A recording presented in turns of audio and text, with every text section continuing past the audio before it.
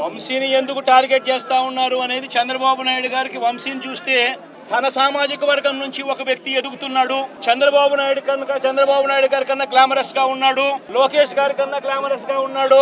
ఒక మనిషి ఎదుగుతున్నాడు అని అంటే తట్టుకోలేడు తన సామాజిక వర్గంలోనే. అందుకనే కొడాలి నాని చూసినా ఆ మనిషికి జీర్ణించుకోలేని ఆక్రోశము, వంశీని చూసినా కూడా జీర్ణించుకోలేని ఆక్రోశం. ఎందుకంటే చంద్రబాబు నాయుడు గారి కన్నా చక్కగా ఉంటారు కాబట్టి వీళ్ళిద్దరు. అవినాష్ కూడా పాపం ఎప్పుడో ఒకసారి టార్గెట్ అవుతాడు, ఎందుకంటే లోకేష్ కన్నా చక్కగా ఉన్నాడు కాబట్టి.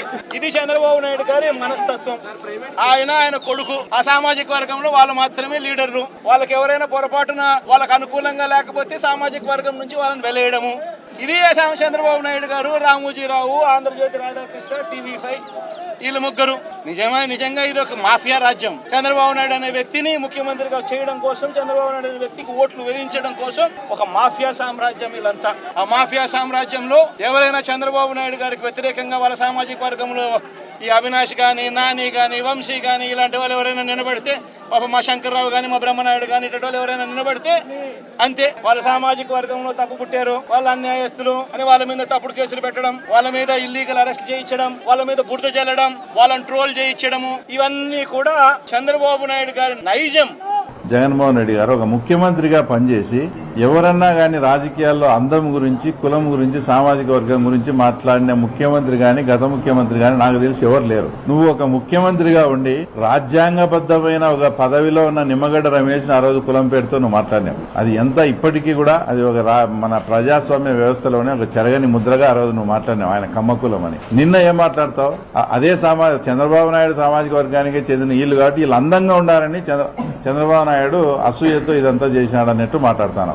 ఇది ఎంత ఆయన వయసు ఏంది? 70-72 ఏళ్ళు ఉంటే వంశీ అందగాడంట, కొడాలి నాని అందగాడంట. ఈయనకి ఎట్లా కనిపించినాడో, కొడాలి నాని ఈయనకి అంత ఎట్లా నచ్చినాడో నాకైతే అర్థం కాలే. లోకేష్ కన్నా దేవినేని అవినాష్ అందంగా ఉంటాడని ఎప్పుడైనా నీకు కూడా సెక్షన్ పడుతుందంటే వాళ్ళందరినీ గుంపు చేసి కలుపుకుంటాడు, వీళ్ళు ఎక్కడ జారిపోయి ఎక్కడన్నా పోతారేమో అని. ఒక ముఖ్యమంత్రిగా పనిచేసిన వ్యక్తి ఒక సామాజిక వర్గం గురించి గాని, ఒక కులం గురించి గాని, ఒక అందం గురించి గాని మాట్లాడడం అనేది ఆయన విజ్ఞతకే తర్వాత వదిలేయాల్సి వస్తుంది. ఇవన్నీ మీ ఎగ్జాంపుల్స్ మేము ఎందుకు చెప్తున్నామంటే, ఎల్లకాలము తెలుగుదేశం పార్టీ ప్రభుత్వమే ఉండదు అని చెప్పి ఇవాళ ప్రతి అధికారికి కూడా నేను తెలియజేస్తా ఉన్నా.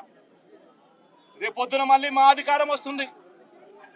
వచ్చినప్పుడు అన్యాయం చేసిన వీళ్ళందరినీ, వీళ్ళ అధికారులందరినీ, అన్యాయం చేసిన ఈ నాయకులందరినీ కూడా బట్టలు కూడా తీసి నిలబెడతామని చెప్పి కూడా ఈ సందర్భంగా తెలియజేస్తా ఉన్నాను. ఎవడిని వదిలిపెట్టేది ఉండదు.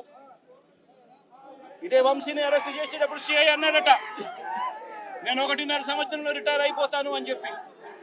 రిటైర్ అయిపోయినా కూడా, సప్త సముద్రాల అవతల ఉన్నా కూడా మొత్తం అందరినీ కూడా పిలిపిస్తామని చెప్పి కూడా ఈ సందర్భంగా చెప్తా ఉన్నా. చట్టం ముందు నిలబడేట్టుగా చేస్తాం, బట్టలు ఊడదీస్తాం, న్యాయం జరిగేట్టుగా చేస్తాం అని ప్రతి ఒక్కరికి కూడా తెలియజేస్తా ఉన్నాం. ఆయన ఎలాగా పోలీస్ అధికారులను ఎంతమందిని ఉపయోగించుకున్నాడో వాళ్ళందరికీ మా చంద్రబాబు నాయుడు బట్టలు ఉడదీసే కార్యక్రమం పెట్టుకుంటే మాకు ఇంకా వేరే అడ్మినిస్ట్రేషన్తో కూడా పనిలే. ఈ 5 ఏళ్ళు కూడా బట్టలు ఉడదీసే కార్యక్రమమే సరిపోతుంది. అంటే అంతమంది పోలీస్ అధికారులను, పోలీస్ ఆఫీసర్స్ను జగన్మోహన్ రెడ్డి వాడుకొని మా మీద మేము బాధితులై ఇప్పుడు సర్వైవల్ ఈ రకంగా ఉంటే, మీ అతను ఎవరో తప్పు చేసి అవన్నీ కూడా ఆయన కిడ్నాప్ చేసిన వీడియోలు కూడా అన్ని బయటపడితే ఆయన్ను పరామర్శించను పోయి తర్వాత బాధితులైనటువంటి మమ్మల్ని కూడా అది పోలీస్ ఆఫీసర్లను దృష్టిలో పెట్టుకుని తర్వాత పోలీస్ ఆఫీసర్లకు బట్టలు ఉడిదిస్తాం, అది ఇస్తామని. అసలు